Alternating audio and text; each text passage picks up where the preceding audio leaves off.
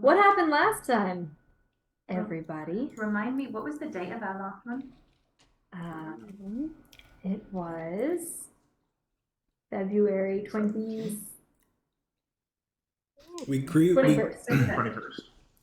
we grew closer as acquaintances. We learned that every conflict can be settled with words.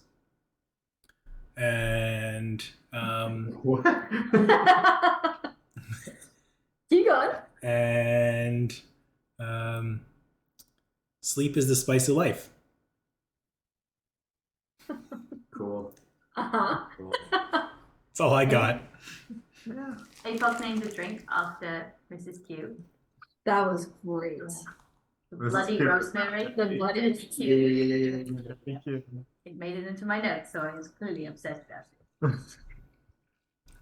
We learned a lot about kind of the quill and like the hedges, kind of like religion and background. And Mrs. Q shared a little bit. Like a little bit. She didn't really share a whole lot. We agreed that we would travel back to Elderheart with Pika and her crew, and from there we would go. You and Elle would go to the avium, right? They would facilitate. I thought we were all going to the avium. Yeah. Are we all going? I think it was either we would go on the way. No, we had like a day to go there, Mhm. and then they would bring us back, and then we'd go Okay, to the other things. Right. And then once we are back in Elderheart, we would go to meet the is it the tenders? No. Is that what they're The called? chicken tenders. Meet the tenders, investigating the grove. Chicken tenders. Damn it. Other than that, we ended the night. We Elle talked to Quill. Did you say that already? Yes, yeah. Okay. Well, or more, yeah. The conversations about Okay, yeah. what went down. And then, yeah, we went to bed. We changed Elle and rooms. Apoc tried to open their Yes, the biscuit cookie tin. tin. The cookie tin, yes. I wasted all my freaking spell slots thinking we were Yes, going you to did. That's It's gonna prove problematic. Yeah. And then in the middle of the night while sleeping, so I assume we obviously didn't get a full rest. We were awakened by Ding dong. bells and Ding alarms, dong. people in panic because the nearby orchard is on fire. We tried different methods to put out the fire, but the last thing was, I believe it was Apoc looking out into the fire, saw like Face. a skeletal fire face or something. Just a face coming out of the Coming out. fire, forming this shape. Sleeping, taking a swipe at us. Right, so I'm gonna send you all the owl bear as to where we were last time.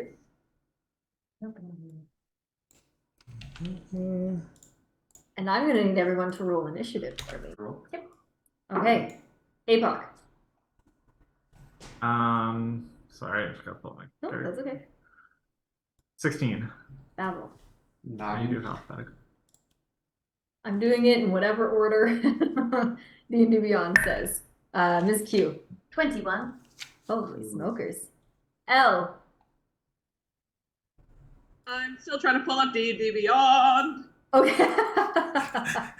No sweat. Aurora? 13. Sorry, 11. 11. That was so good. Unless someone can see what my initiative, I think it's only like 2. You are +1 for your initiative. Oh, okay. Okay, I got a 15. 15, all right. Great. Alrighty, so as you're all kind of more or less in between two of the fires, the orchard kind of on your right and this old barn on your left that is in flames. Some of Elle's water is taking care of some of these smaller flames on the side of the shed, on the side of the barn. Basil has shoved his sword with frost damage, trying to put out a tree. Apoc just trying to get a lay of the land as you see this face coming through towards you. You feel just the heat sort of like around you as the air suddenly kind of grows hot and heavy. Mrs. Q is the first one to act. Mrs. Q. What does she do? Mrs. Q. You see her. You see her grab her pendant and sort of whisper quietly, but don't really see anything happen as she invokes the amaranthine and rolls her 2 special die. Okay. But she moves. So is this thing in front of us, or? So this thing is coming out of, for reference, where's my little pointer? So this thing is coming out of the big fire by the barn. Okay. Got it. Okay. Mrs. Q, after casting her spell, moves. Oh yeah, you can kind of see the squares to stand closer to Elle. Over here? Yeah, she's a little worried about her. All right. All right, so as Mrs. Q moves, whispering into her. So I'm actually going to have to go back a little bit. Invoke the amaranthine takes 10 minutes to cast. Oh, you're totally right. Yes. Scratch that. So then. That's not what she does. we'll retcon that. You get Sorry. another go. Sorry. Okay. Apoc, you're gonna be on. Mrs. Q. Instead. Okay, this does not require any time. Man, you guys are. For the duration, which is 10 minutes.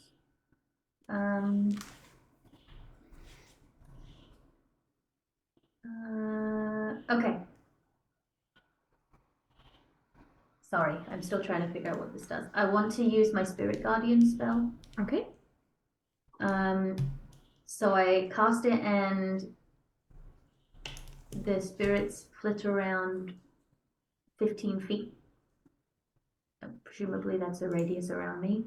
Yes. Affected creature's speed is so I can designate a number of creatures that I want to be unaffected by it, Mm-hmm. and then affected creatures, their speed is halved when the creature enters the area for the first time on a turn or starts its turn. There, it must make a Wisdom saving throw. Yeah. So Mrs. Q is going to move so that the fireman Who's is in the barn?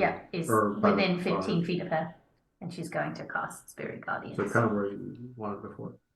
Essentially. Yeah, as long as it's within That's range. going to be within. Yeah, your little squares are 5 feet. He's right here. Okay, Essentially. Yeah. perfect. So yeah, All so they will have to make a Wisdom saving throw, and on a failed save, they take a bunch of damage. At the start of their turn. Perfect. Correct. Yeah. What does your little spirit guardians look like?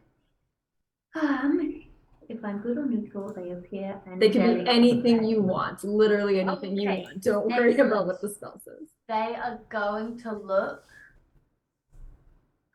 They're going to look like Begonia Crackling Beauty. Angel. What? They're gonna have wings like that. Okay. Perfect. Yeah. All right. Crackling Rosy. Sorry. What So color are the- they? What color of what? The begonia. They're gonna be exactly that. Exactly. That. Yeah, I love the color. Perfect. It's beautiful. Nice. So as these deep purple, maroon, spotted, winged little angelic beings appear in front of Mrs. Q, moving towards the barn itself. Apoc, before you get a chance to react, the creature. Someone drew a smiley face. That was me. I need a representation. It looks you know? like, I need- Houses and Castle now. Yeah, totally. The We need to watch creature that is movie. going to take its turn. As you see the creature Nice. roar and go ahead and try and take a swing towards you. Who? Is going to take a swing towards. Well, you're all kind of right there. Did it Well, make first it has to make the save.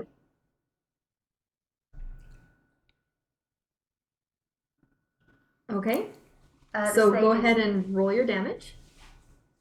Did they? It was 13. They cut off. 13, so they made it. They survived. Yes. It was over. Okay, so they take half as much. So I need 3d8. Yeah, 1, 2. Can I borrow one? D8. Thank you. Spiritual life. I was gonna say getting back into it. Yeah. Like, Yeah. So it's 11. Half of 11. How do you half that? You round down. All right, so they're gonna take 5. Okay. So you feel Wait. as your little critters, your spirit guardians, go and try to actually dig into this thing. You get the sense that there's nothing to dig into other than the barn that you're hitting. As this creature that looks to be made of fire reaches down and goes to take a swing towards the person who's closest, which I actually think is Aurora in this case, who ran up, sending Maitland into the barn. Oh, you don't want to hurt me. Do you still have silvery barbs? That spell is my bane. No, I specifically didn't take that. Okay. As the creature goes to swing towards you, you feel the heat as it gets intense and there's this roar. But it goes to swing and it swings wide, missing you. As you are face to face with the flames, you can kind of feel the skin getting kind of like when you've been sitting by a fire for too long and your skin is starting to get very, very dry. You can feel the heat. Oh man, that's a hot barn. There it is. Apoc, you're up. Elle, you're on deck. Apoc is he within 60 feet of this thing? Absolutely, you are. Okay. You're Yeah. like 20 feet away. 50 You're gonna feet see Apoc like shake left and shake right as all of these little fleas pop out of his fur and just floating up into the air, directly at the. Is it still just a face in the flames, or is it a figure? You can see as the fire is starting to go, like the face kind of comes in and out of focus. It's a flame. The hand is coming in and out of focus, seeming to grow from the fire itself. So you see the fleas just absolutely envelop it and form this mask, this like corporeal, ethereal coating. We'll call it. okay. In a silvery tone. I need you to make a dexterity saving throw as I cast Fairy Fire. Yeah, fairy fire. Should keep my rolls somewhat the surprise. What's your DC? Dex 12. Dex 12. How dexterous is this beast?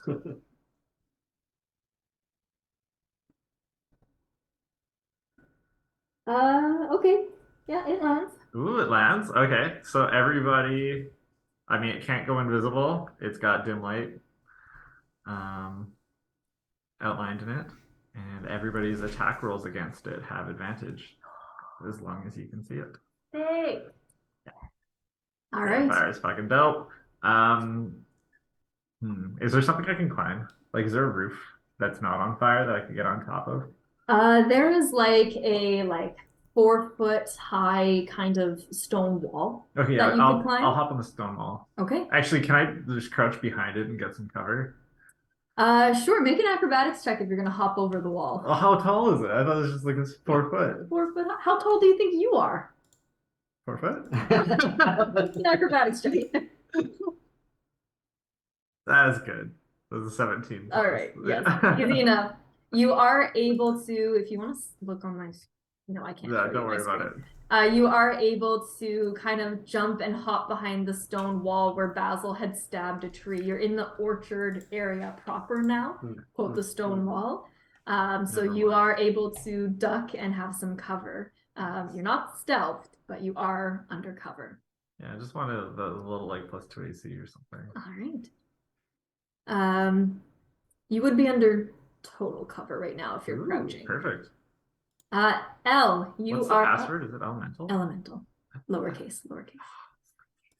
Elle, you're up. Aurora, you're on deck. Basil, you rolled real bad. I'm sorry. Yeah. Has this thing made an attack at anybody yet? This thing has attempted to attack Aurora and did not land. Okay. And sorry, and it did so just like with, I just want to know if it was a ranged or a melee attack. If you can tell me that, if I missed that. It seemed to be a melee attack. Seemed to be melee. Okay. From what you can tell. Draw a circle around him. The white circle. Sure, that's what I'm attempting to do. All right, this is my. Oh, okay. Elle's gonna look up at this giant thing kind of in like panic. She's gonna cast Bark Skin on herself. All right. And then she's gonna take her movement to move a little bit closer to the shed. Again, she doesn't know how far she has to go to be out of its range, but she's gonna try moving a little bit away. She's not happy about leaving Mrs. Q, but she's gotta. Actually, no, she's not. She's gonna move a little bit closer then. A little closer to the barn, so she's not leaving Aurora and this vampire elemental apparently. Yeah. It's just getting better and better.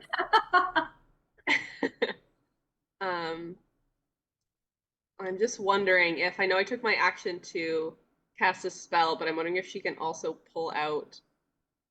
Actually, no, she's gonna cast that and move a little bit closer. She's over there, ready for whatever comes next.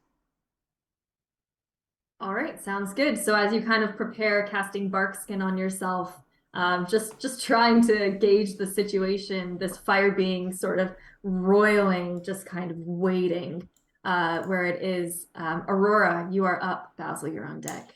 Okay. At the start of my turn, since I had done this from last session, Maitland is causing mischief in the barn.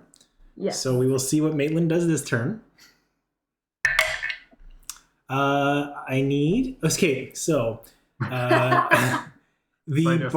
barn starts to light up in like greens, purples, and blues, like the Aurora Borealis swirling amidst the silvery red fire thing. It's a kaleidoscope. Perfect. And the barn starts to smell like apple pie, like the little pie crust I threw in it. So this apple pie flavor wafts through the air. And any creature that's in the barn must make a wisdom saving throw. Okay. 15. All right. Like burnt pie. Alrighty. So I take it you're targeting this big creature. It's anything that's in the barn. Because that's the 20-foot cube. 20-foot cube? Okay. Okay, well, there is one creature that has failed. Okay. So that one creature that has failed sees me as their friend now.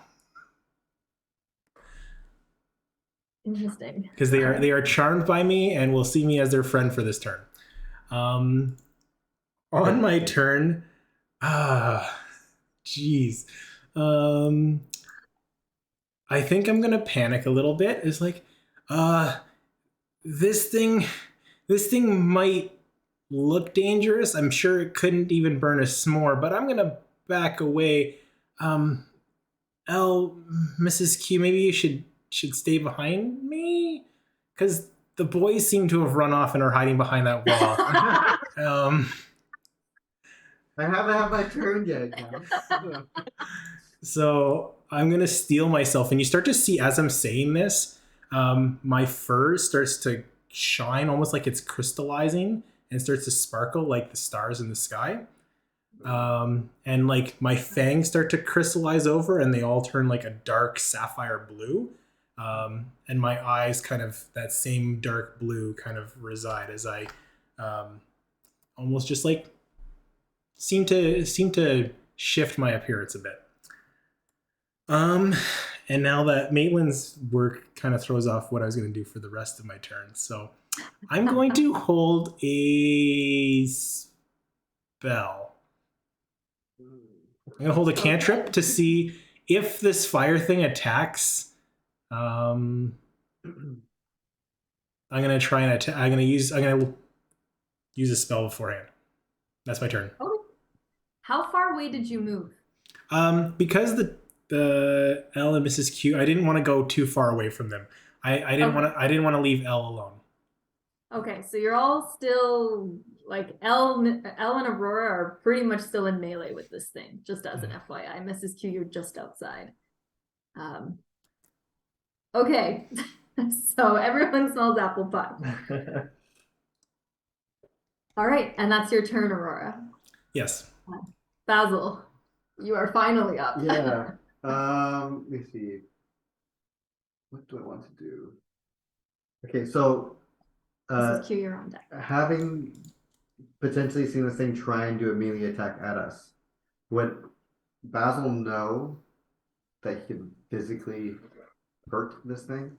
Because they tried to like. You are welcome to try. You have not seen something like this before. You have no idea. Okay. Man, all I can do is really just like slashing. Okay.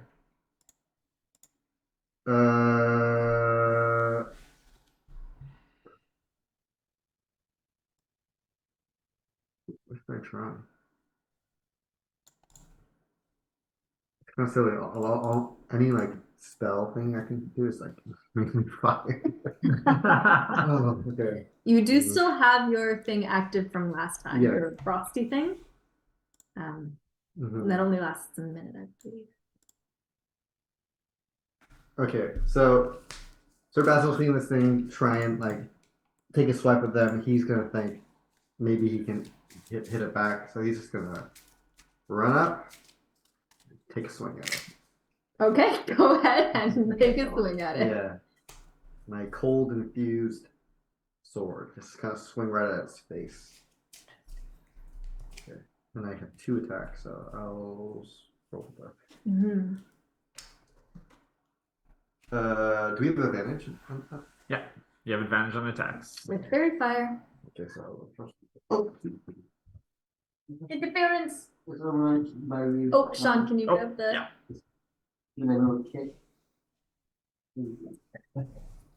Right, so the first one. That's a nat 20. Woo! Already clear now.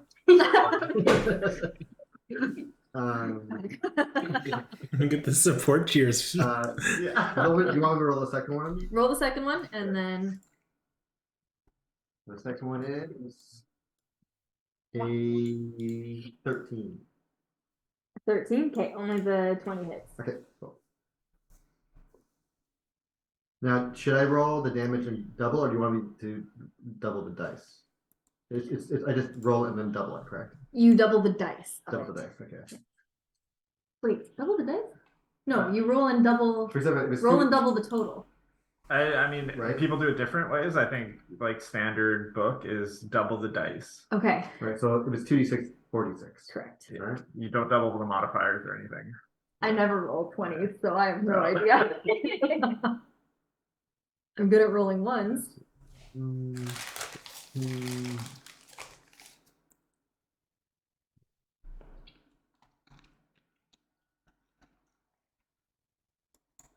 So that's 15 with 1 cold damage. Okay. So you, Basil, run up and you take 2 massive strikes.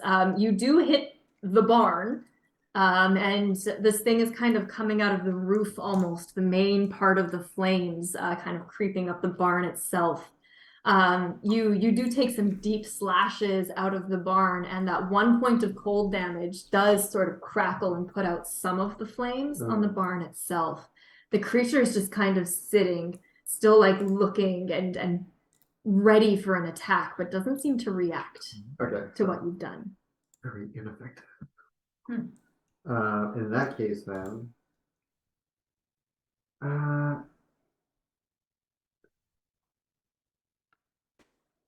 I'll assume like from where I was to where the barn is, like I only moved what like the forward It's 10, like 15 15 feet? feet, yeah. Okay. So maybe I'll try to move them back. No, realizing that it was not effective. All right, so as you go to move back, Is there opportunity back or you're able to move back. okay. Oh. All right. So let me just check one thing here.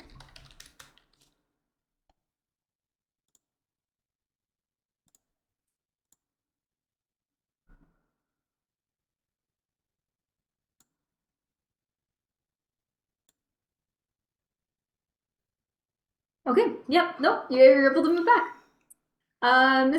Or at the end of your turn, Basil, you do hear some commotion behind you, and you hear a just high-pitched scream as you all kind of turn very quickly down the road that you came from, and you see a few of the townsfolk who had their water, like buckets of water, trying to put out the fire that they were helping to try and put out, see this massive creature looming over all of you. And they're just kind of like shaking. They drop their buckets, just, what is that? Where did that come from? They take another step back before they just kind of run. Don't run. Where Put out the fire.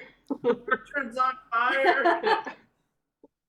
These are murmurs. As you shout that out, they're just, we need to find Quill. He will know what to do. We need to find Quill. Where is Quill? As they turn and just start sprinting back towards town. And the farmers No, defend your farms. Whatever Get back happened here. to, whatever happened to farmers that were volunteer firemen? Oh my gosh. Only in Murillo. Mrs. Q, you are up. Mrs. Q is looking visibly like frustrated and nervous because she is realizing that she really doesn't have a lot of abilities that would be effective against the fire demon. So, she decides instead that she will just try and help everybody else be as effective as possible. And casts, I think this is what I want to cast.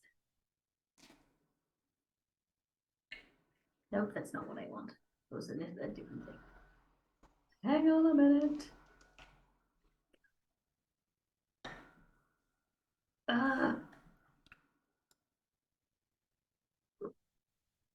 Okay.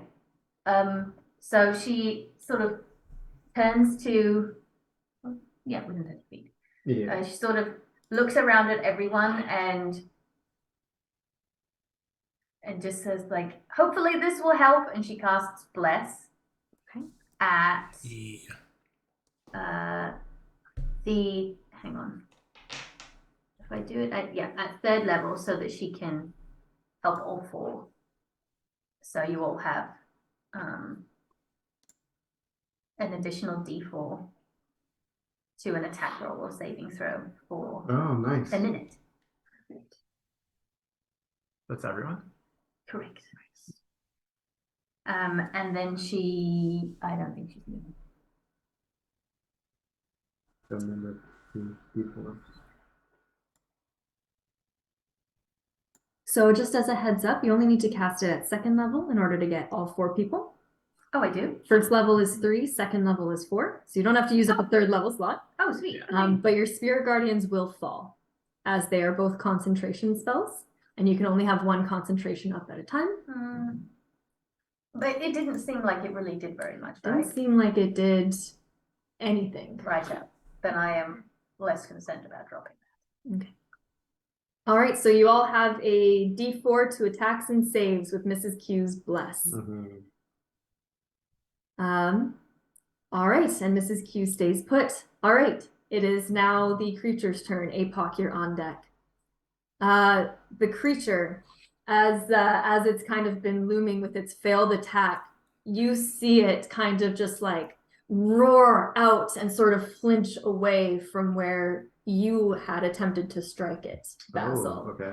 And you see it kind of like shake itself back up and roar once more, and is going to strike once again towards the closest people, is going to kind of swipe towards Elle and Aurora, who are sitting right in front of it. So as it swings towards, I'm going to. Are you really sure you want to do that? Because like you may be hot, but we're smoking, and cast vicious mockery as Nice. as my Okay. held action. What's vicious mockery again? Wisdom 15, save. Wisdom 15.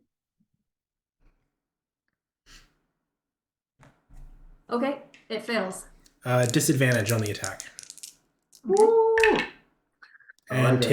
takes 8 points of psychic damage. Oh, that's not what I. There you go. It points to self-confidence. And, Yeah. Yeah, I make the fire just like insecure. Oh boy. All right. As you say that out loud, it does not seem to slow down this attack as it comes swinging towards all three of you. And you can feel the heat as it just comes and comes and comes. You all flinch away. And you can see as you open your eye once more that the fist that was coming down towards you is just missing you in front. You see it sort of pull back and yell once more in your face.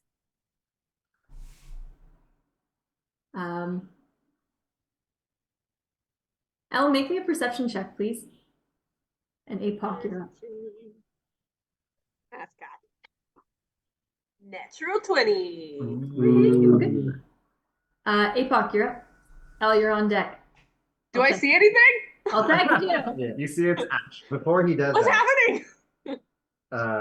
so as the fire creature ends its turn, I'd like to cast Stone Rune. Can you do that as a reaction? When a creature you see ends its turn within 30 feet. You can use your reaction, of course, though. Yeah. Okay, yeah, sure. So it's gonna. So I maybe imagine just like it just swipe, it yells in your face, and then Basil just kind of like puts his cape back, and you just see like a white light kind of shoot out towards it. Hair mouse. And he's got to do a wisdom saving throw, and we'll see what happens. Okay.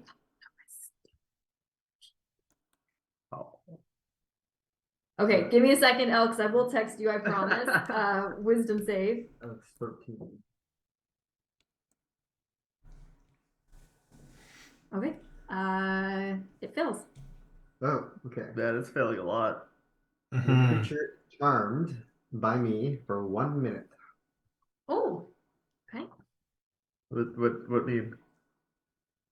What meme? What does that mean? Do I understand While charmed in this way, the creature has a speed of 0 and is incapacitated, descending into a dreamy stupor. Oh. The creature repeats the saving throw at the end of each of its turns, and then if it rolls successfully, it ends the effect. Oh.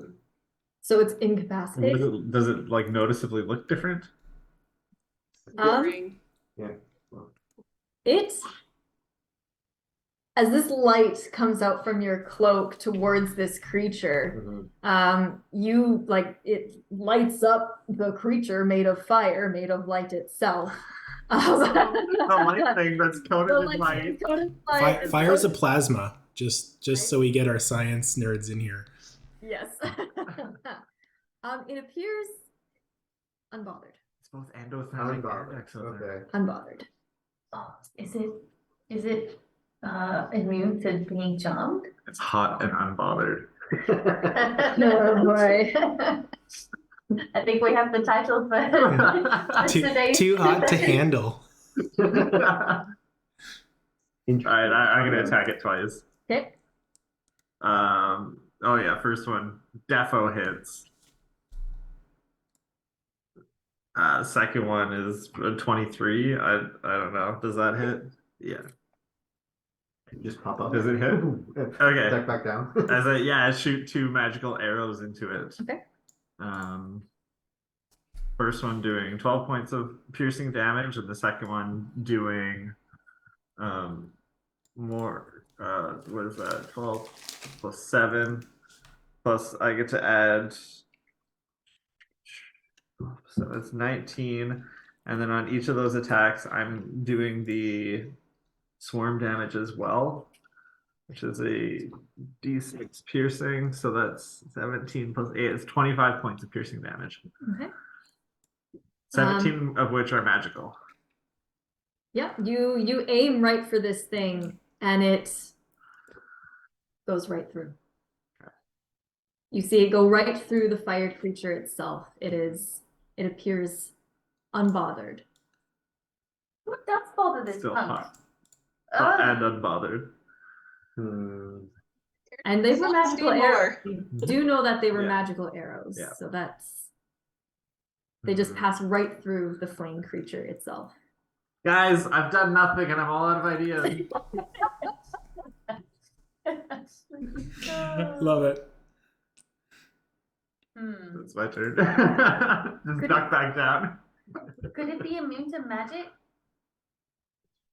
Oh no. No, you hit it with an actual. No, you hit it with a sword with magical stuff. Well, it went straight. I was doing damage more to the barn. I did damage to the barn as opposed to it. Yeah. But then when it so to speak coalesced to try and like swipe at you, it like moved away from where I had originally attacked. Okay. That means something. I don't know.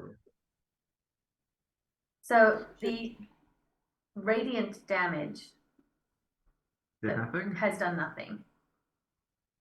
And the magical weapons have done nothing. Can you do anything? Think of it. Make an intelligence check for me. Can you do anything to put out fire or? No. Grandma always said to just smother it with the lid of a pot. That's not good. I like okay. Intelligence? Intelligence. My Bless. yeah, Oh, you have plus your blood. your blood. went from a 3 to a 5. Oh no. Damage isn't doing it. What's you tried nothing, you're all out of ideas. Anybody got a big lid? Elle, you're up. Okay. So Ella's watched Apoc's arrows go right through. Nothing happened. She's watched Basil attack with a magical sword, and something kind of happened. She's watched Aurora tease this poor elemental, and something happened. Okay.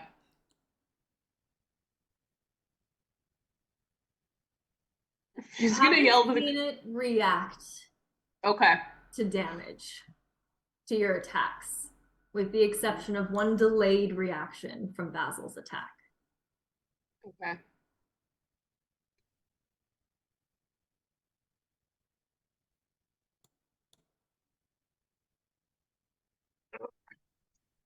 I've just got a lot of wind associated stuff, but I don't know if spreading the fire farther is a good idea.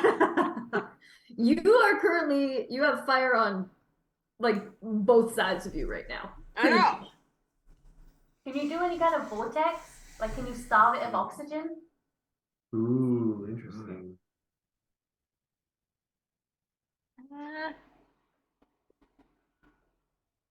I'm only really good at using the wind to protect me. Aurora, you're on deck.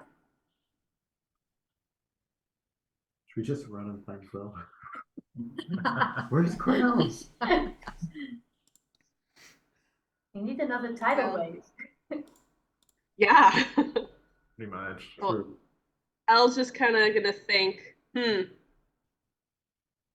well, let's gonna try something else, and she's gonna cast Thunderclap.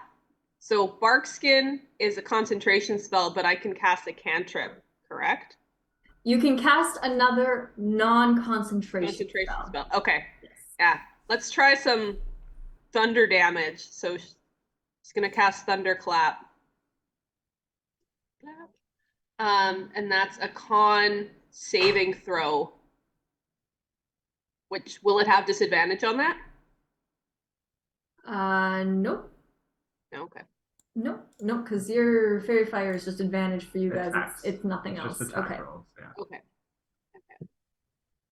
Okay. Fails. Okay. Right. So that's 5 damage, 5 thunder damage.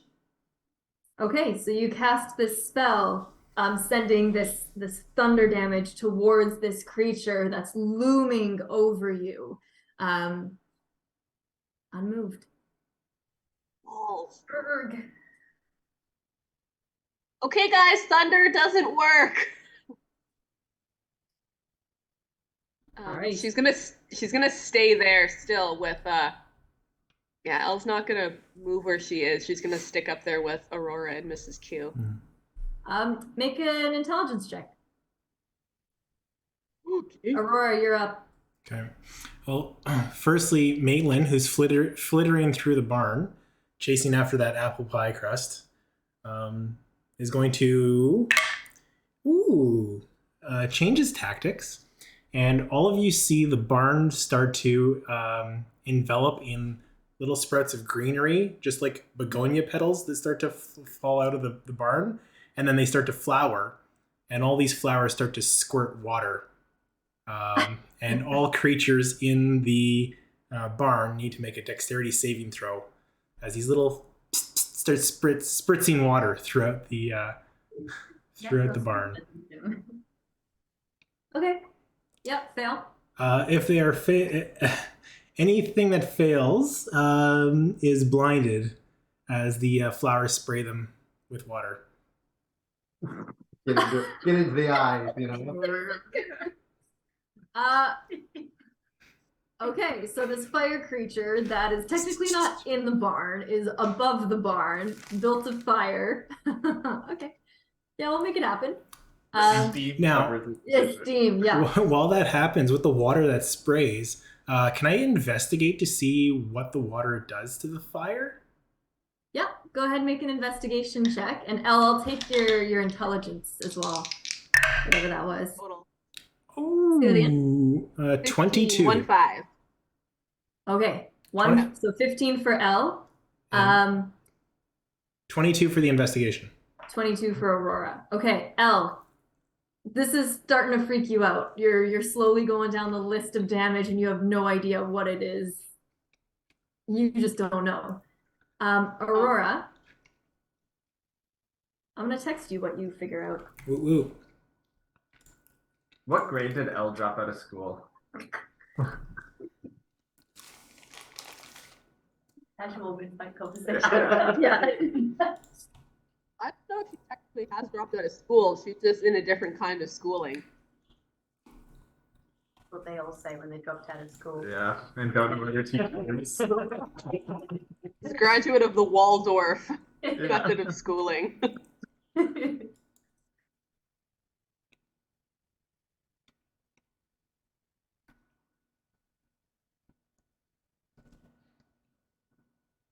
This chat is brought to you by. This text is.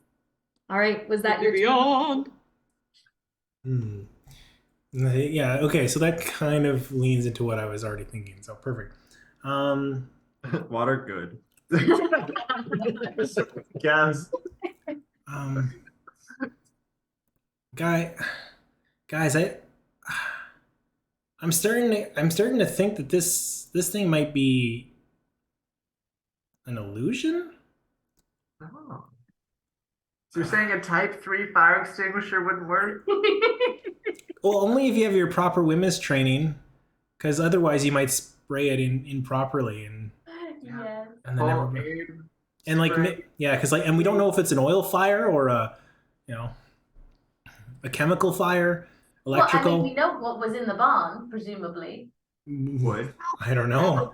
Is it apple fire? I'm gonna take Apple it pie personally storage. from all of you. So I'm gonna take out my water skin and just start spraying the water on the shed, just as a I'm gonna kind of ignore this creature, walk away, and just start to try and put out the fire. So you walked away and you're using your water bottle to That's all I got. That's all I got. throw the fire know it. I love that. Amazing. That's what I do. Amazing. Amazing. Amazing. All right. Okay, so that's Aurora. Basil, you are up. I was just Googling, can bubbles put out a bubble? That is a Well, quality yeah, I would say. answer right there. Is the answer yes? Well, it depends if it's like dense, like foam.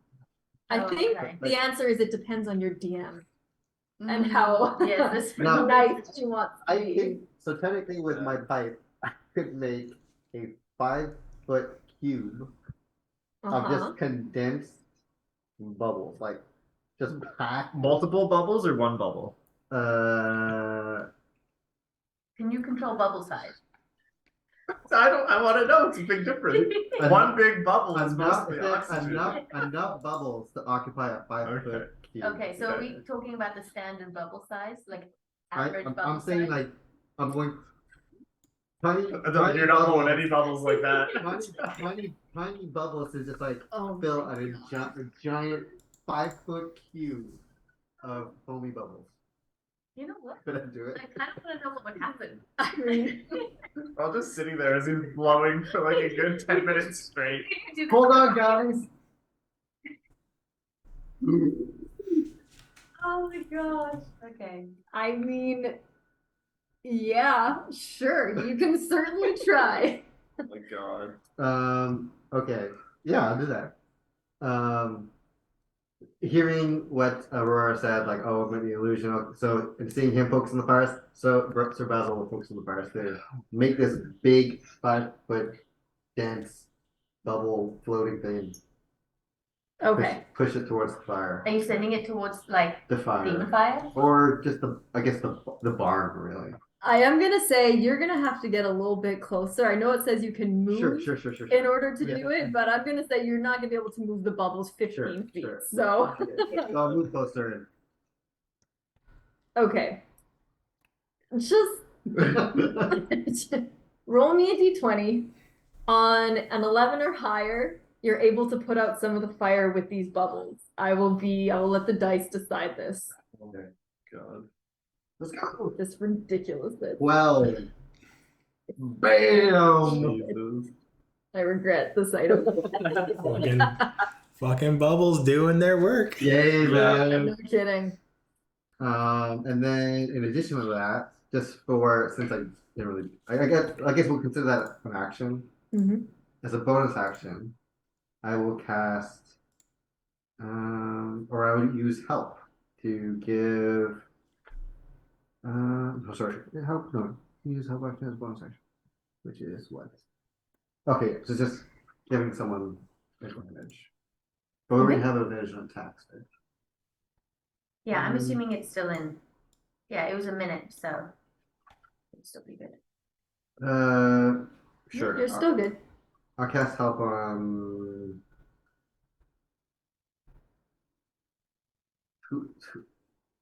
Aurora's the only one who's done something. So I'll cast it on the All right, so we've got bubbles being taken care of. Aurora, you have advantage on your next roll. This is not how I thought this was gonna go. No, Mrs. Q, you're up. Not at all. Hearing what Aurora said about the fact that this might be an illusion, Mrs. Q decides to try and dispel magic on the creature. Nice. Okay. I like it. I think this is because the spell level matters, right? So yes, but that is you're casting it at 3rd level. That's what you have for dispel magic. Yes. All right. Okay. What does Mrs. Q's dispel magic look like?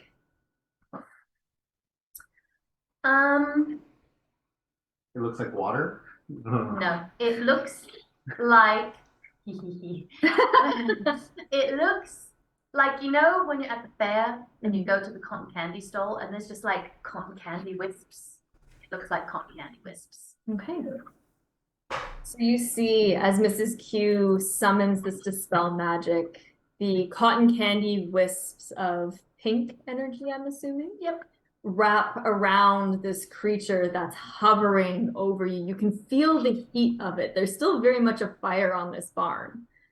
As the cotton candy just starts to get tighter and tighter and more dense, you see it kind of engulf the creature, and then these aren't the right light bulbs. It wasn't you.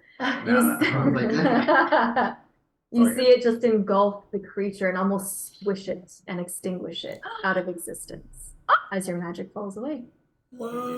My cotton candy magic worked. Anything else on your turn? Bubbles Mr. and Q? cotton candy. Bubbles Oh, and wow. cotton candy. Experience is everything. I don't think I have like any bonus action. Is there still fire? There is certainly still a fire, and we are still in initiative. It's not as big. It definitely appears like this illusion was playing a role in the size of this thing, but there is still a fire on this barn.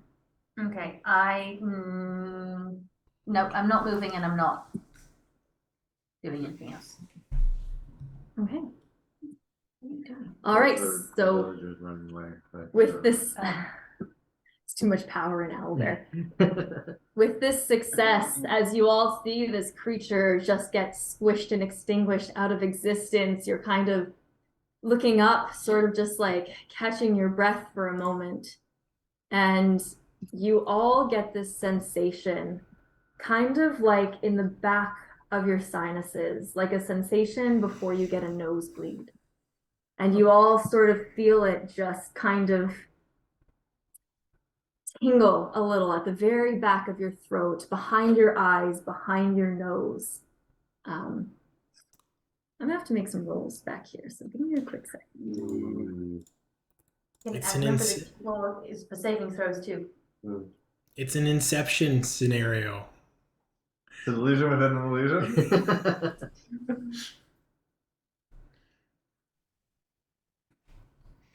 Or are we just in a dream? None of us are real. I want it to be real. Maybe we actually all went to sleep. It's all a thing for a long rest. Oh, was this you? I don't think I could make something this big, even if I tried. Well, we've seen water and wind. Is this fire? Are you asking me about Earth, Wind, and Fire?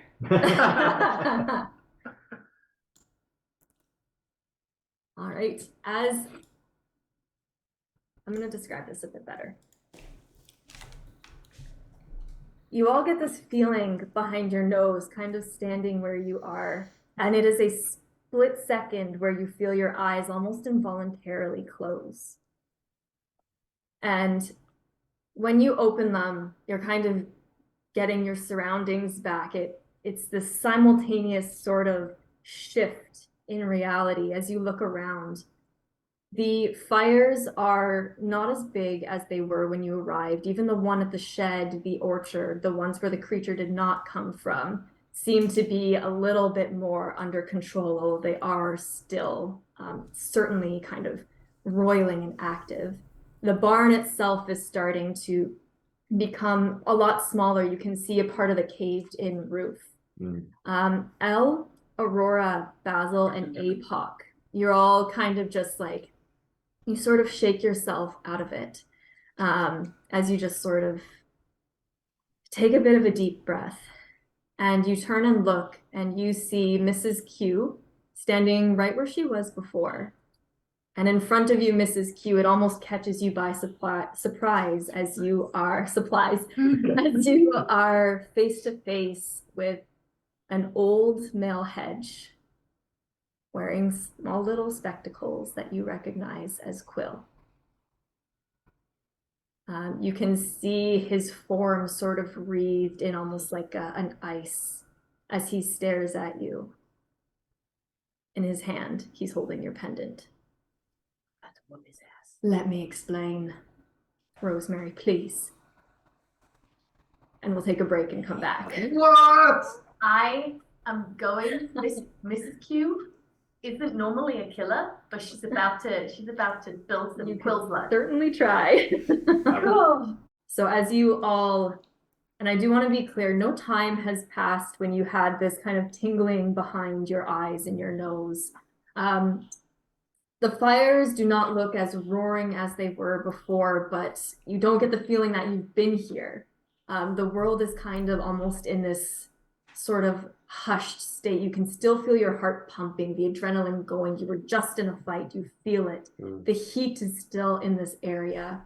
As the 4 of you, Elle, Aurora, Apoc, and Basil, first 5 letters of the alphabet, are all looking at the 2 hedges, Quill and Mrs. Q, sort of face to face.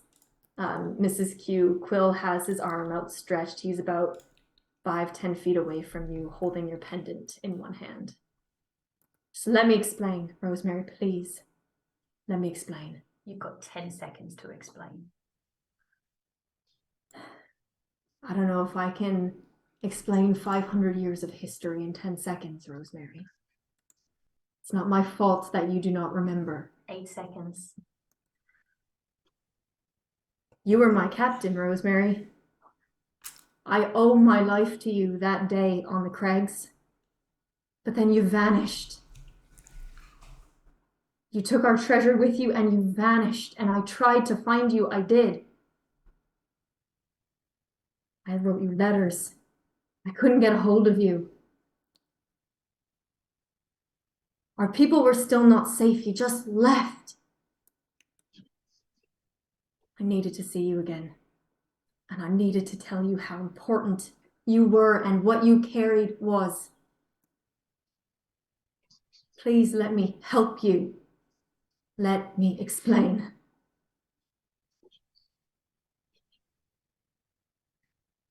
Fiction.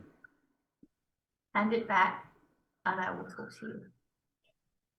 But this is not a bargaining chip. And she holds her hand out. You see Quill just sort of, you see him kind of wrestle with himself almost, not taking his eyes off you. The glistening, kind of like a frost over his clothes, sort of really reflecting off of the firelight. I don't know if you're ready to have this back yet. You've kept it safe, but let me make it powerful. And then you and I together can make sure that our story is not forgotten. I've worked for 500 years to make sure that no one forgot you. What exactly do you think I've been doing? Keeping it safe like you were supposed to. Yes. But let me make it powerful for you. Why do you want it powerful? Because then we can always make sure that we're here to protect our kind. Well, you were not privy to the conversations I had when that fell off the rock. I spoke to our leaders.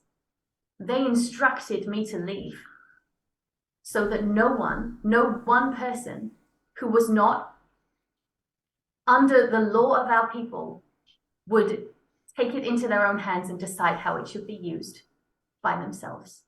I'm not going to decide. I want you to stand beside me as we do this. Would you be willing to join me instead? Yeah, some mood lighting. As he kind of holds his hand out instead, keeping the pendant tucked as close to his body as he can. I have never used that pendant without permission from our elders. Have you used it, period? It's asleep. I can sense it. If you want to have this conversation, I will happily have it, but the pendant stays around my neck. 500 years can do a lot to a person, and I don't know you anymore. A persuasion check. I can't carry it, but I can carry it. Are all of us hearing this conversation? Yes. You are Okay. all there and you can all act. Just let me know what you want to do and when you want to do it. Yeah. Rubbish. If Quill is not handing it back to Mrs. Q, if she has to ask again, Elle's gonna do something. Yeah, I might do something. So is Well, Aurora. no, because I got Okay. All right. So this is how we'll resolve it. Let's resolve this, and then everyone can kind of take a turn. It'll be just a very loose sort of combat.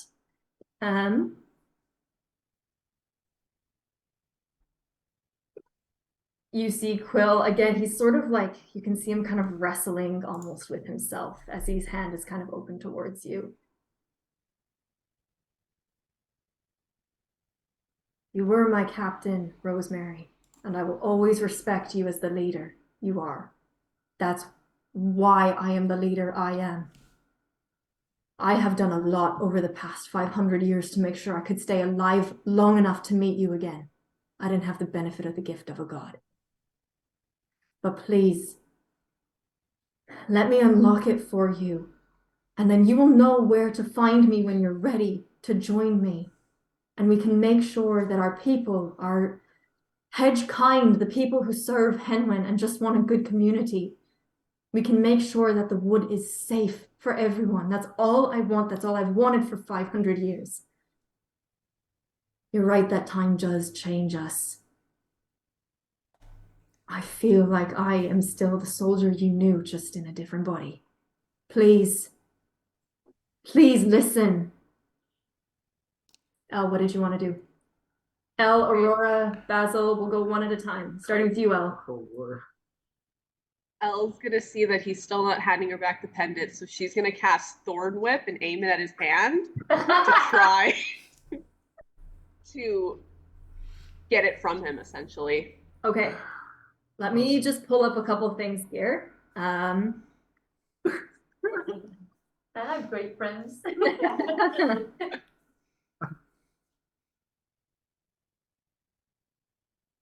Sorry, Al, give me a second. Let me pull up a couple. Yeah, no problem. No. And as she's doing this, she's just gonna yell, "You don't steal from friends, You steal from other from other people." Yeah. Yeah.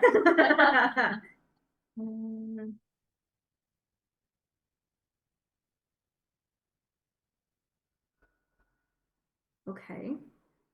And that's not the right one. What is this? Where are you? So I'm looking for...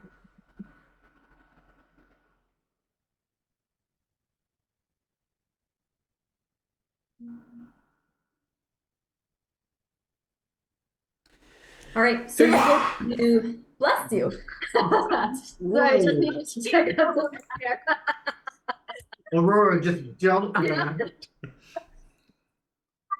You go to Thorn Whip and you send out this vine-like whip towards Quill. Right as it's about to hit him, or I guess probably about a foot or two away, your Thorn Whip hits up against something that kind of ripples before going back invisible. Oh, snap. Aurora. I'm going to, again, first of all, because I got to start my turn with this. Is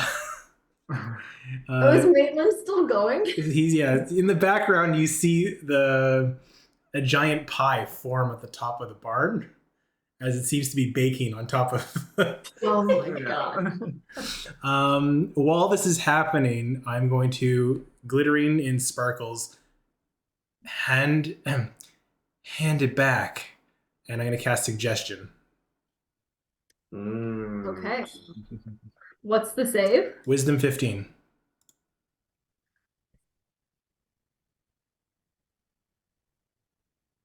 Remember, we're not using the dice jail.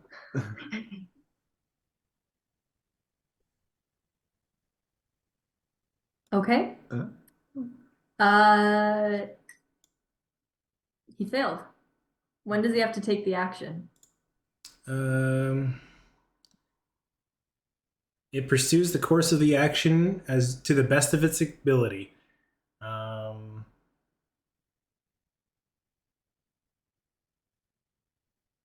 Yeah, it doesn't say how immediately, but it says that's all it can do. Okay. Hmm. Here, I can. You suggest a course of activity limited to a sentence magically influences a creature that can hear and understand you, as long as it can't be, as long as it's not immune to being charmed. Such a manner that the course of action sounds reasonable. Failed save, it pursues the course of action you described to the best of its ability. The course of action can continue for the entire duration. Was this was a saving throw against a spell? Yeah. And what was the save again? 15. 15? Yep. So You it see as your go ahead. it does that for the entire duration of the spell is what it has to do. You see as your spell seems to land on Quill's ears, you can kind of see like him almost just sort of go slack and his arm just kind of starts to extend before he shakes himself out of it and kind of pulls it back. All right, buddy, it's time to kill him. Can Mrs. Tackle him. We're just gonna do All right. 1 round and then we're back. Just everyone's ready to go. You're gonna Okay. try and tackle him. Yeah, board charge. War charge. Go ahead, Apoc. Oh dear. Is it just like an attack roll? What is it? What is Apoc's charging? And then Basil, if you have your thing, it's very, very loose. That's just is it an unarmed strike? I guess it's a grapple technically, right? Here, we'll make this easy. What? As you go and just try to charge up against Quill, you get within about a foot or two of him before you, as Apoc, smack into this, what feels just like a brick wall that you can't see I as hit the the- air sort of I'm ripples. imagining like comical, like against the glass. I hit the brick wall with 15. You don't get anywhere close to Quill as you yourself just kind of smack up. The air sort of ripples in this like little, like almost like fairy lights for a split second before going back invisible once more. Kill him. Basil, and then Rosemary, we're coming back to you. Just everyone needed to do a thing. Originally, like, because he was holding out his hand, I wanted to go up and try and cut his hand off. Not gonna work now. Yeah, seeing all these physical attacks fail, I think Sir Basil will just kind of hold off, but he'll just say, kind of yell out like, "You were supposed to be an honorable hedge. What you're doing, this is wrong." He's looking at like fires, people in panic, and everything. It's like, you've lost your way. Give back the pendant, or you will have to pay. Ooh, you're right.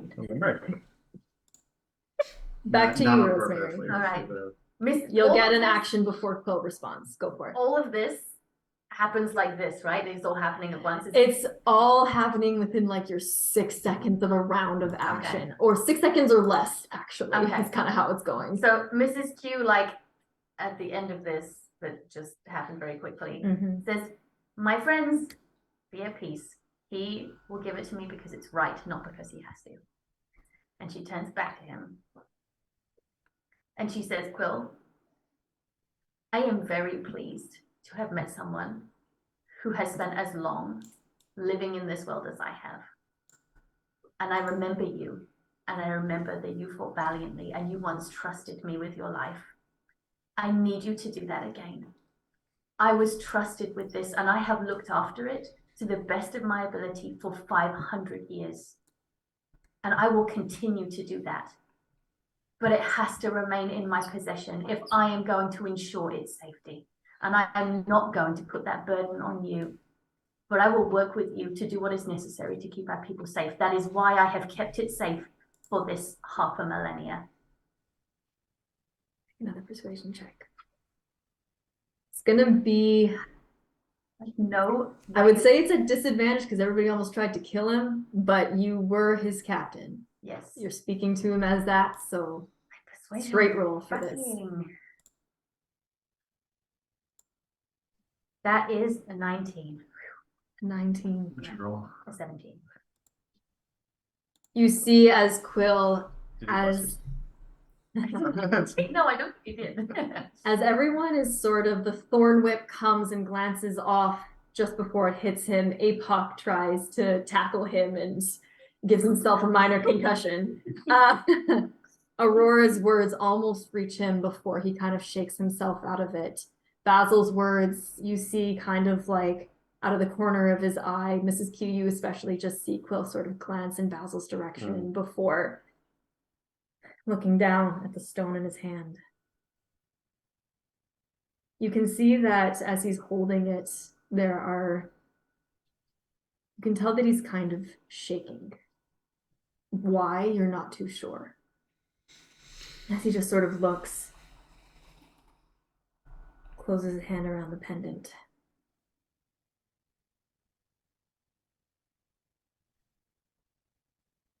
I have not hurt anyone in 500 years. I've tried to get a hold of you. I've tried to get in touch. I've tried to be a good soldier for you. Because I do owe you my life. At least the first one. Looks down again. You don't know what I know about this thing. It can ensure peace in the wood for us. For Hedgekind, you've kept it safe, but that's all you've kept it. I've studied. I know what I'm doing. I can unlock it. And I haven't lost my way. He's looking at you as he says this. There's no one that the fires are going to hurt. It'll go out as soon as I leave. But you, Rosemary, you'll know where to find me when you're ready. I will give this back to you, I swear. I'm not leaving you with nothing. You have my components pouch. And if it's any consolation, if you're going after the fires in the north, you're looking for an artifact that can help you. Check the lower library at the avium. It'll have the text you need. And when we're back together, I will help you. I swear it. Forgive me.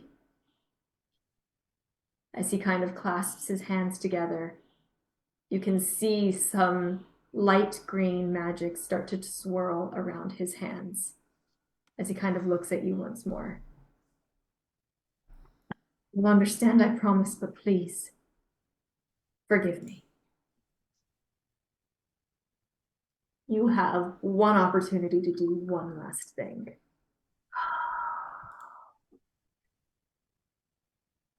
I don't know. I don't think I can do very much. You can see the green start to slowly snake up Quill's arms as the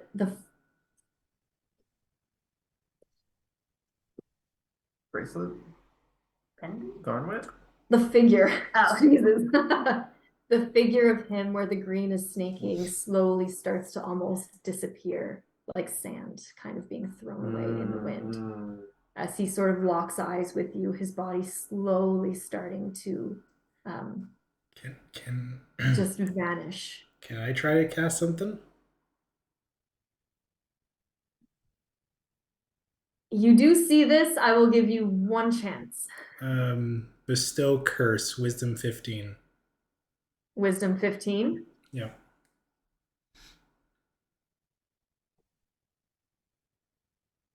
You try to reach out as this figure is disappearing. And as your magic just sort of goes, Aurora, it's almost like it rakes through the space where Quill once was. As I'm like, don't go.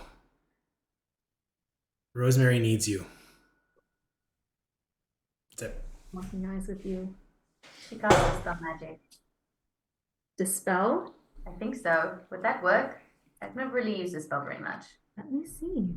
So if he's Is he- if he's using a spell, If he's using a disappear, spell, you ain't going nowhere. Let me check on Dispel.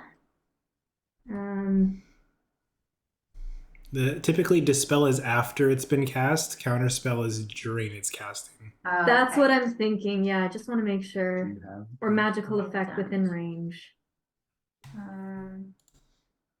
No, Yeah, I would say yeah. dispel is not. Eric's right. Dispel is not going to be the most appropriate one here for Okay. this. Okay. As this is a current cast, you can kind of hear Quill sort of speaking in tones under his voice as you try one last time to reach out, Mrs. Q.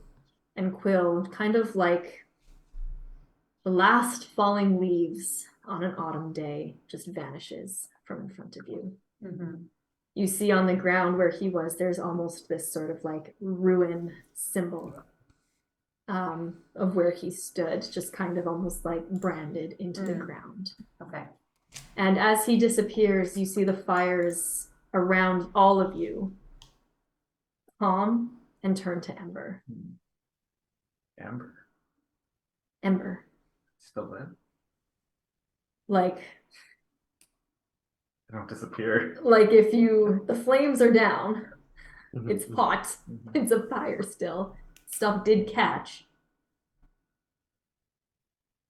You reach down, Mrs. Q, just kind of like almost in a little bit of shock, and you do notice that before in one of your pouches where there was only cookies, there is quite a substantial pouch that wasn't there that you don't recognize. He called it a Components pouch.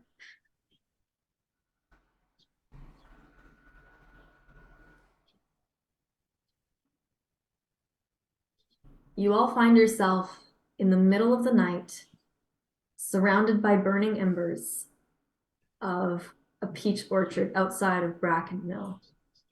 Adrenaline still kind of going through your veins, the pulsing still in your head. What do you do? Steph looks like she's about to cry. Now I feel bad. So stressed. That was very intense. That Yeah. whole time I was so stressed. But take a drink.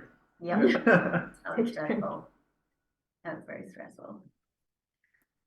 You like Mrs. Q is just sort of standing there. She doesn't really say anything.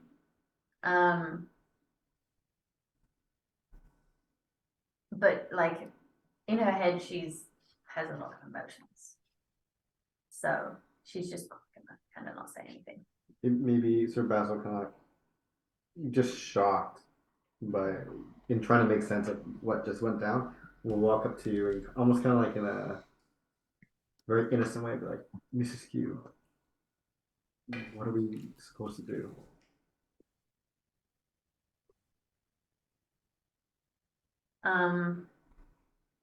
She sort of like doesn't say anything for a second. She reaches down and picks up the pouch that's left and says, I don't know about you, but I think I need a good cup of tea. And this village has just lost its leader, so perhaps we should go set their minds at ease. And then I think I have some explaining to do. Hmm. And then she just sort of starts walking back towards the village. Sir Basil maybe runs off to other people and tries to help them like put out the There is embers or nobody something. here. Oh, okay, all right. They all ran off when they saw the giant skull thing. Has he done that before? Are you asking Miss Q? Yeah. I mean, you've known him for 500 years? I haven't seen him for 500 years. How old is he? How old are you? You can't ask her. I can ask her. I'm 12.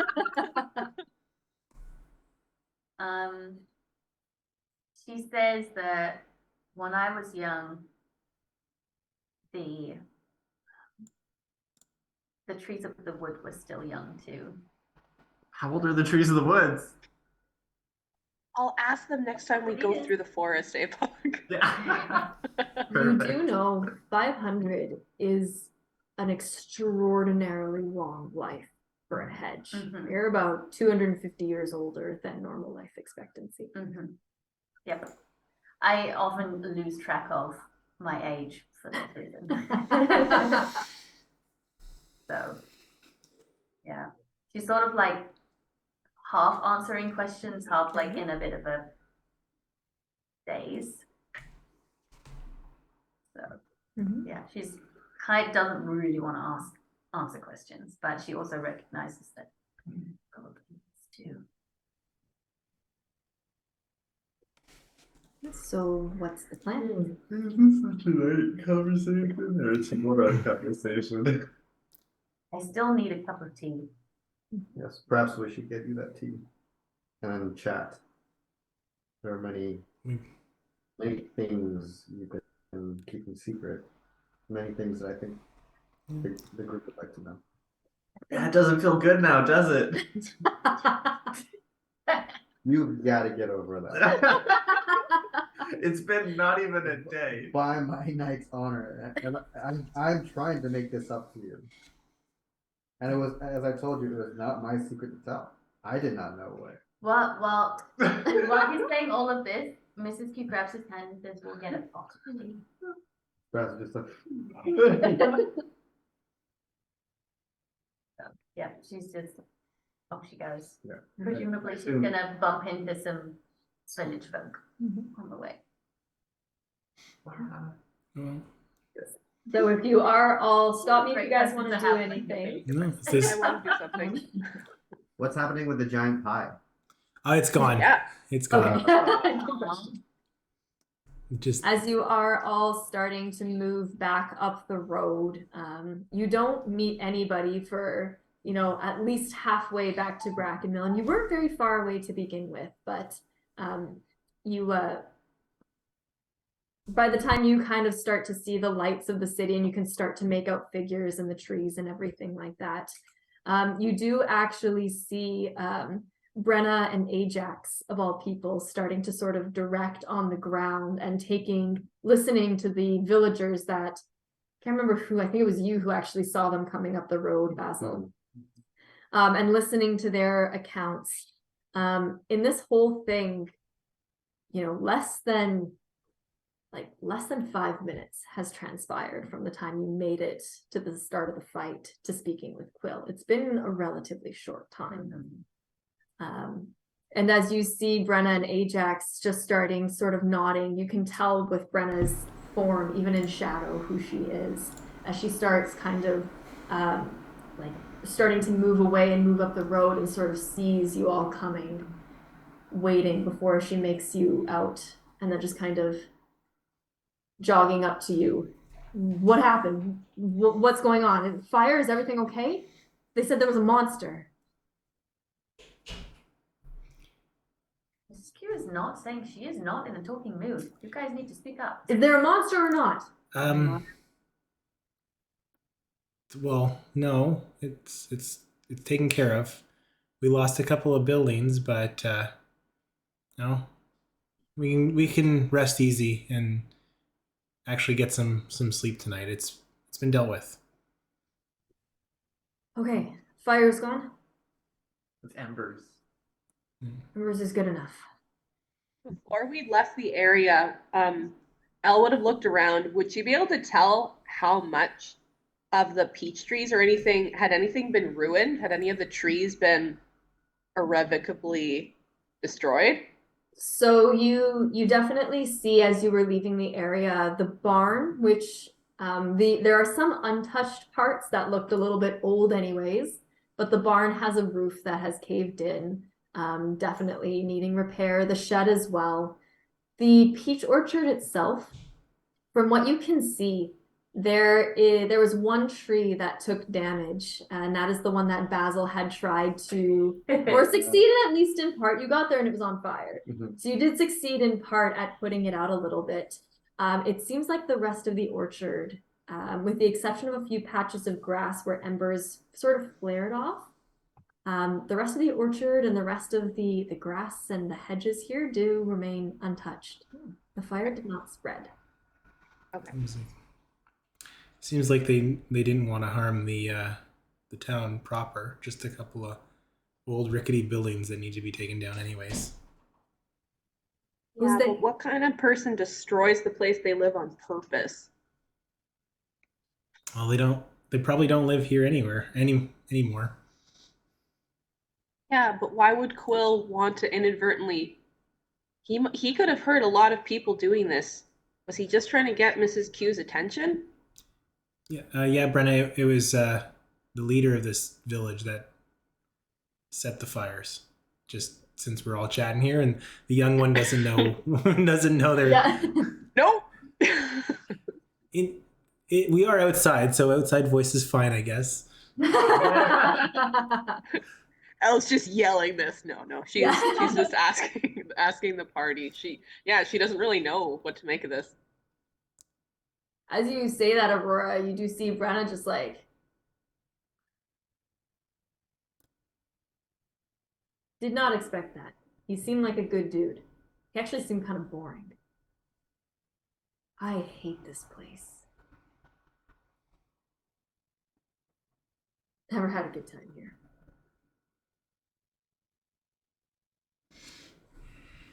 You all look like crap. Go get to sleep. Excuse me? Who are you again? I don't look like crap, that's for sure, but I'll go to bed. I'll sort this out. I guess you don't look like crap. It's better. Hey, Aurora, Yeah? I think you could make us a pie sometime. Ah, Like a real one?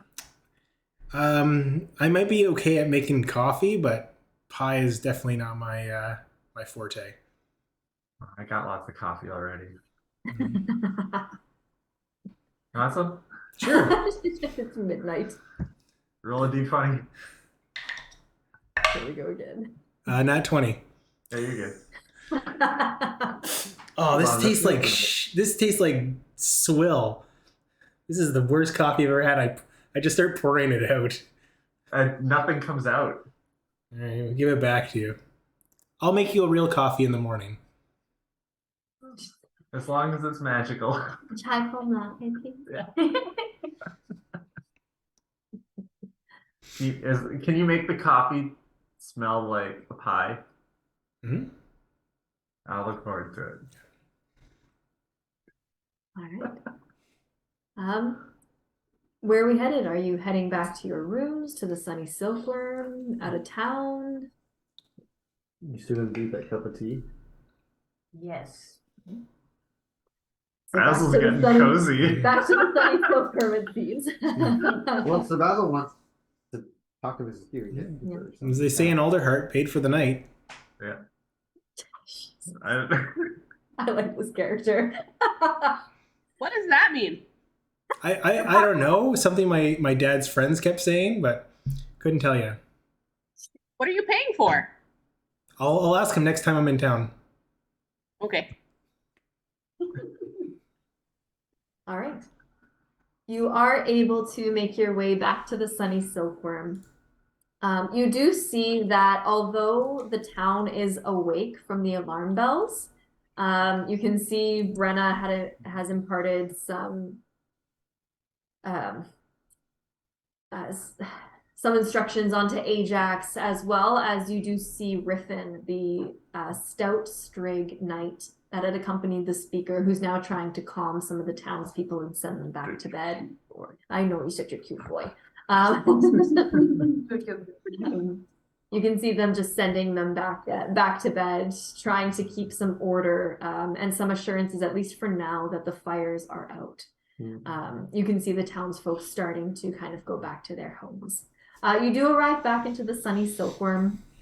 It's basically you, the speaker, and Brenna and Ajax, who are the current tenants or guests of this inn. Farron is kind of just sort of like he's awake. He's just sort of bumbling around, starting to close back up once more. You can see just exhaustion on his little inchworm face as he's just starting to bring the tone back down. There are no other patrons in the inn at this time.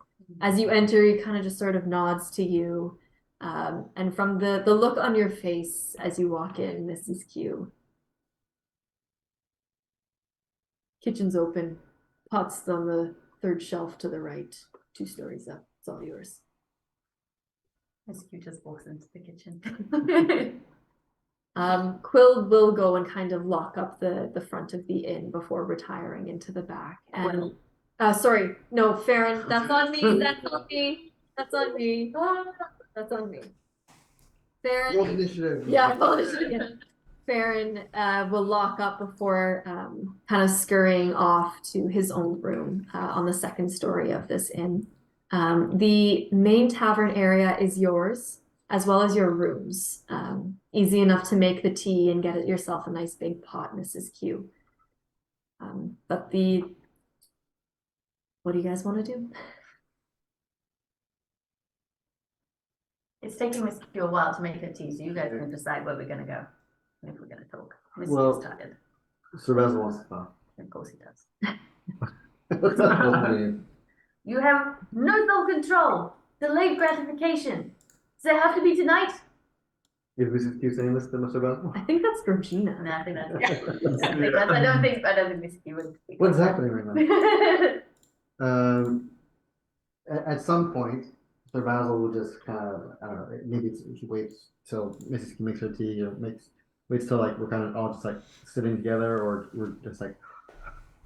But he'll want to ask essentially, or he'll say something along the lines of, "Mrs. Coleman, I don't mean to be too forward, but you have a lot of." How about you phrase it? She's very Yeah, sensitive yeah. right I don't want to be too forward, but I feel that you have a lot to tell us. What was that? Who was he? Is Quill really his name? What was all that with your pendant? Is everyone else around? Yeah, I assume I'm with If we're all sitting together? Unless anyone says otherwise, you can assume so. Yes. Okay. Mrs. Q looks at everyone and says, "Does everybody have questions?" That was great. So trust. I couldn't quite hear you. Oh, Didn't say what anything. is- Elle's just nodding, like, yeah, we have questions. Okay, yes. The question was, does everybody have questions? Okay. All right. Do you mind a bit of a late night? We're all up anyways. Okay.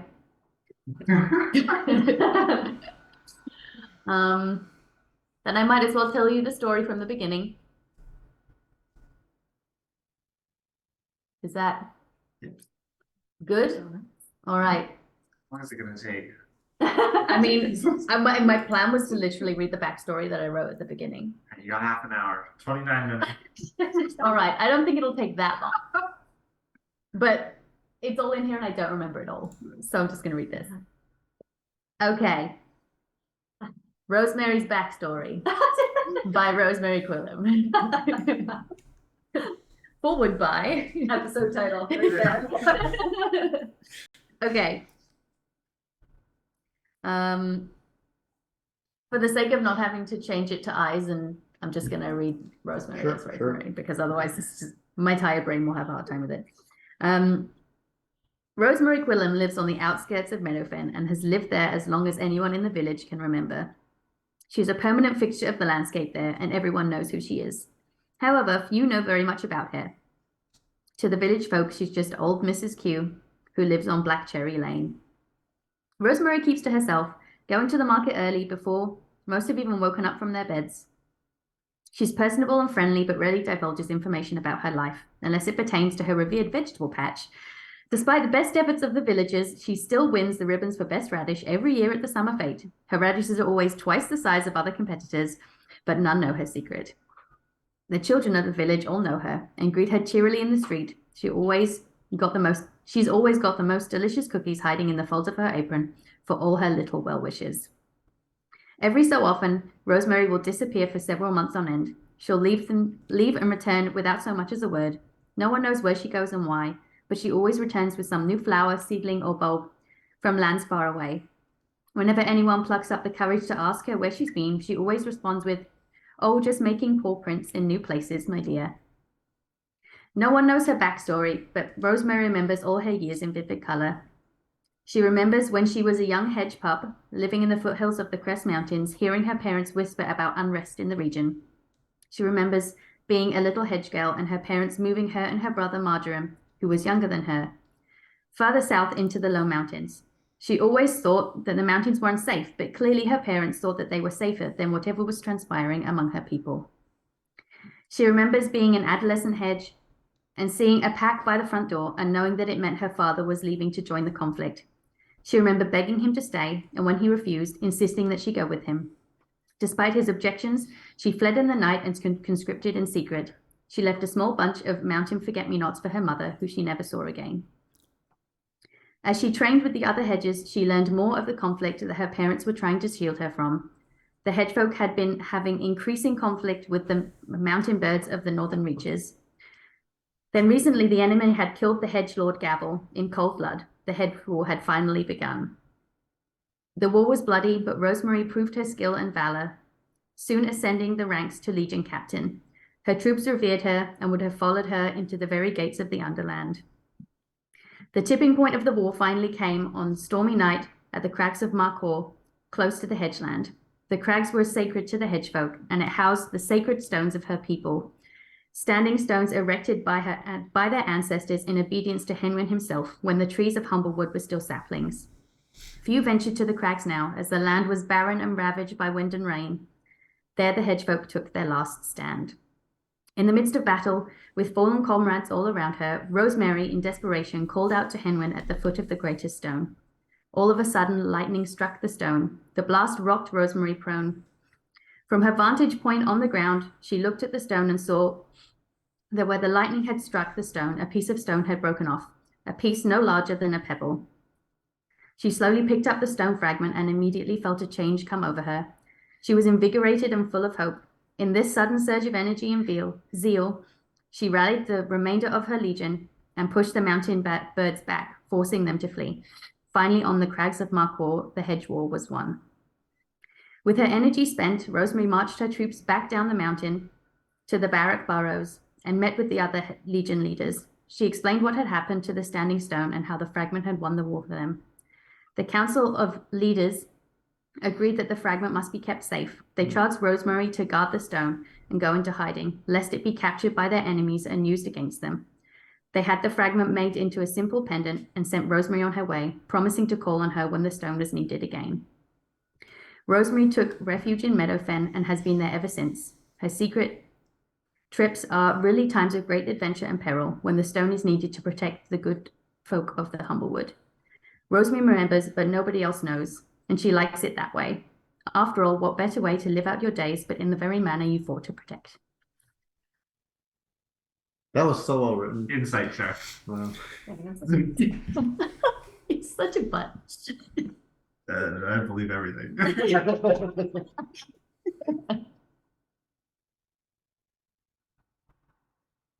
What about Quill? I know there's something in there. He was part of my legion, the people that I led. And he saw all of the savage and barbaric behavior of the birds and was there on the final stand at the crags of Marcour. If this pendant is as dangerous as you believe, and as your leaders believed,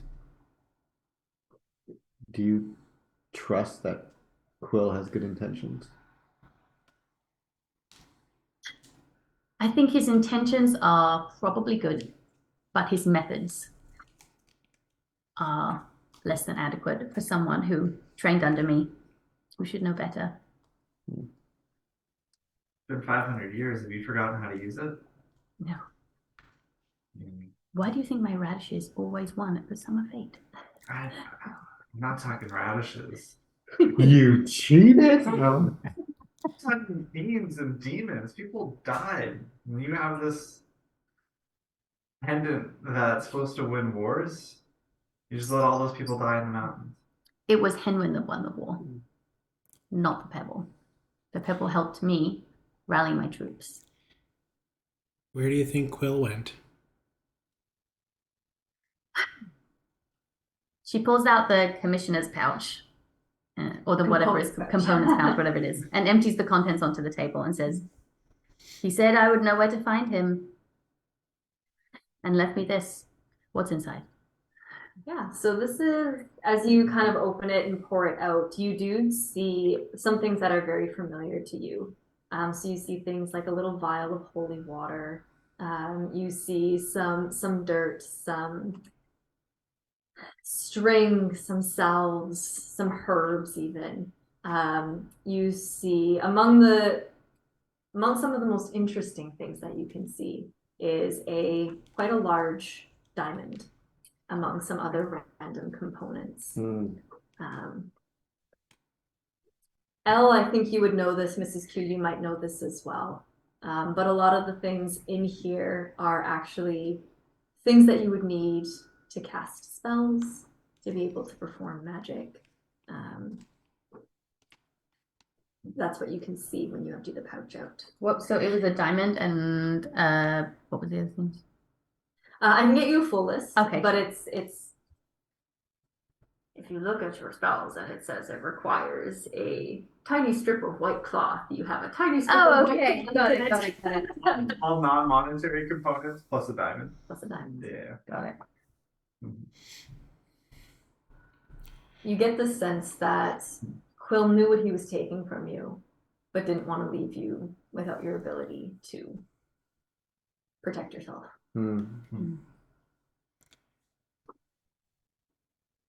Interesting. If you want a different holy symbol, I have one. I think. I just look through my backpack. Pretty sure I have one. Yeah. And what about? He said something about the avium, didn't he? Yeah.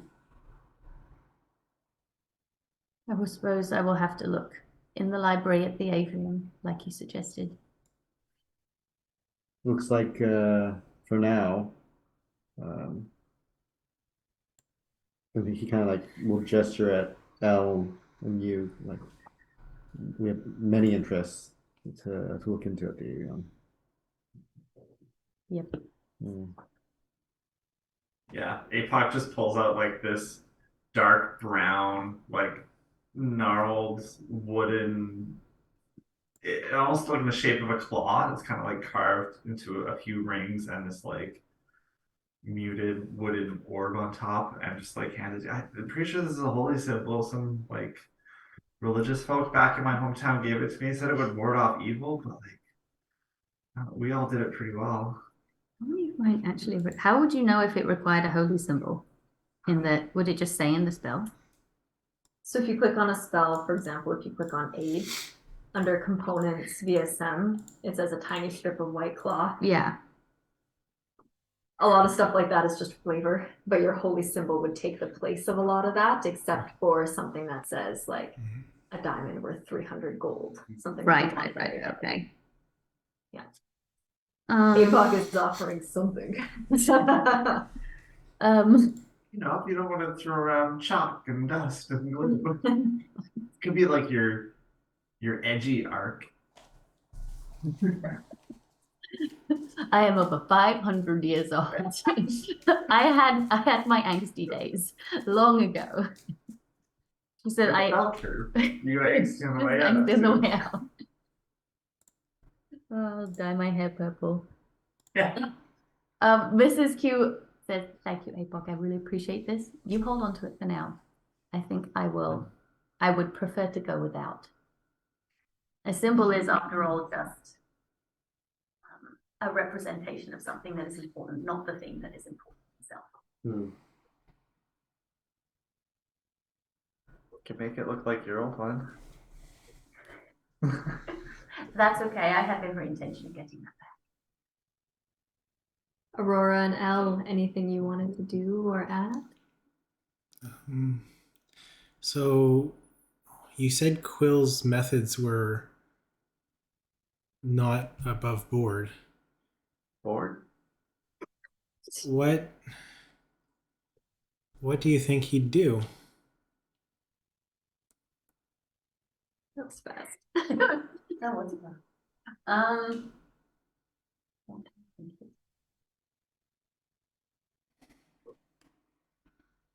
there is a chance that he may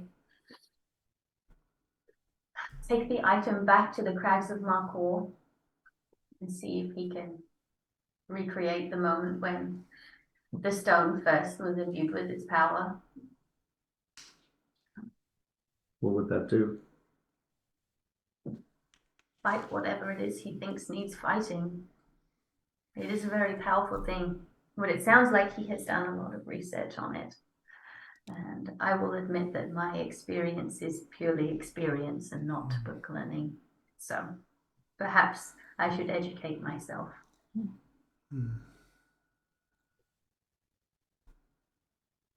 But I can say that having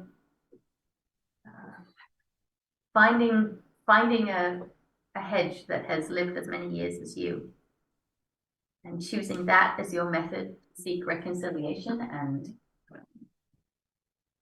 reunion, that is a flawed method. How have you lived this long? Up to every few hours. How has Quill lived this long? I'm gonna go with tea as well. As far as I know. Insight check. Just make an insight check. You can make a perception or deception. Nope, persuasion or deception. Mrs. Q.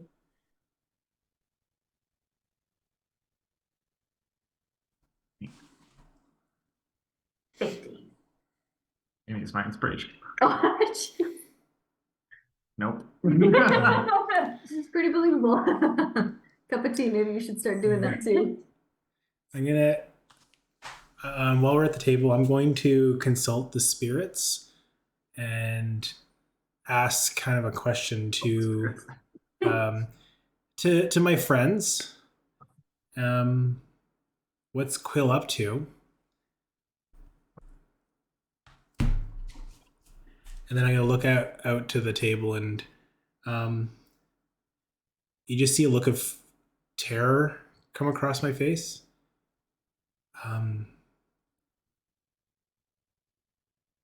Mrs. Quillam, you're familiar with the Amaranthine, right? I am. Which one? Oh, what I'm getting is this strong sense of vengeance coming from the spirits, that they're angry and are looking to lash out. If you think we should get this stone back, I'm 100% behind you, because the spirits do not seem safe. So to clarify, out of game here, is Aurora saying that the spirits are posing a threat, or the spirits are... They are telling me that, because I asked, what is Quill up to? And they are telling me he is seeking vengeance. Right. Okay. In a way that gods have taken vengeance. Oh dear. This sounds... So I am behind you on whatever you think we need to do.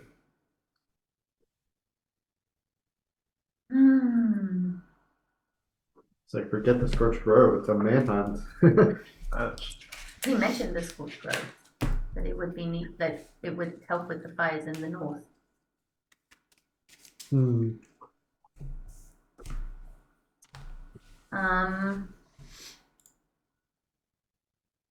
If he is after vengeance, then it could very well be that he is after vengeance against the bird folk of the mountains.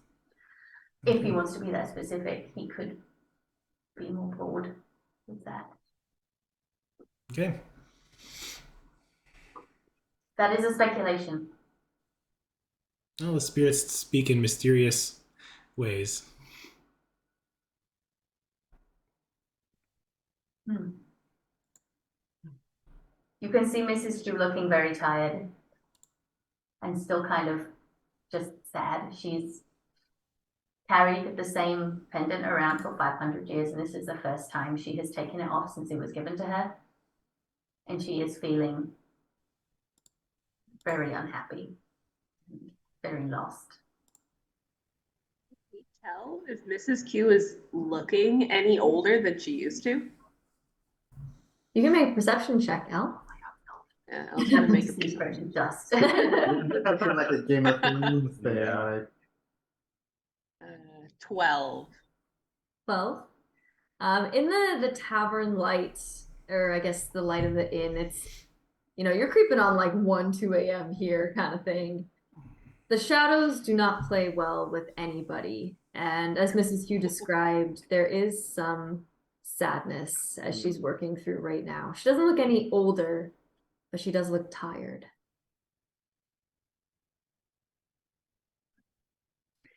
You look tired. Yeah, it's worse. Yeah. You know what I mean. Well, I don't know about you, but I'm gonna probably head up to bed. Mrs. Q, before she says, I think I'll do the same, but before she does, she tops up Apoc's teacup and says, drink up. You want to live as long as me? Is there caffeine in this? Yes. How am I supposed to sleep? We've never worried about it any other night, Apoc. I know. That is a very good point. So as you all head to bed, there's nothing that anyone wants to do before going to sleep. You can finally get your long rest. Before she goes to sleep, whoever's in the room with her, she's gonna be taking out her book and she's gonna be like writing and drawing in it for a little bit and then go to sleep. Okay. Yeah.